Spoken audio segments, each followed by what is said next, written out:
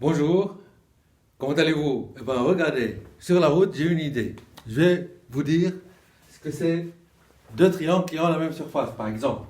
Alors, regardez, vous prenez un triangle ici, ok? D'accord? Vous tracez la parallèle à la base, comme ça.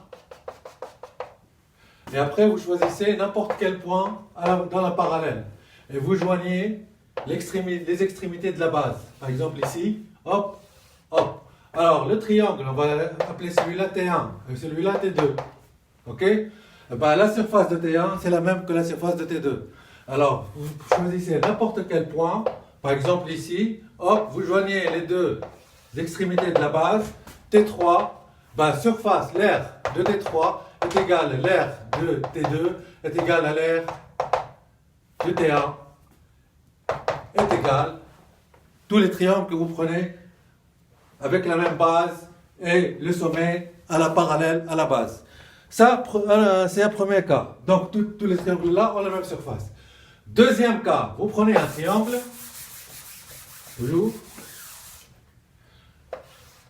là, une base et un triangle. Voilà, n'importe lequel, hein. Ok? Et après, à côté de lui, vous prenez un autre triangle, mais dans le sommet qui est... Donc, vous prolongez la base ici, et vous prenez son sommet ici. De telle sorte qu'il se fasse de la même hauteur, hein, toujours. Puisque ça, c'est parallèle à ça. La droite qui passe par le sommet est parallèle à la droite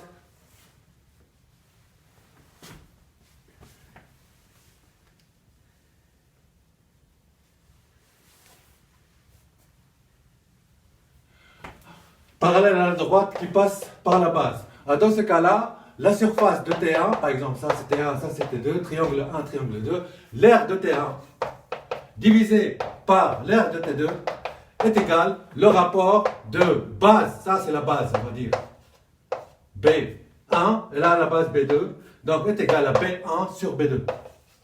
Pourquoi? Parce que l'aire c'est base fois hauteur sur 2, donc B1 fois hauteur sur 2, et l'autre c'est B2 fois hauteur sur 2. Et on simplifie par hauteur sur 2, il reste B1 sur B2. Compris ça? Eh bien, si vous comprenez ça, vous comprenez beaucoup de choses dans la géométrie euclidienne. Voilà, c'est fini pour aujourd'hui. À la prochaine.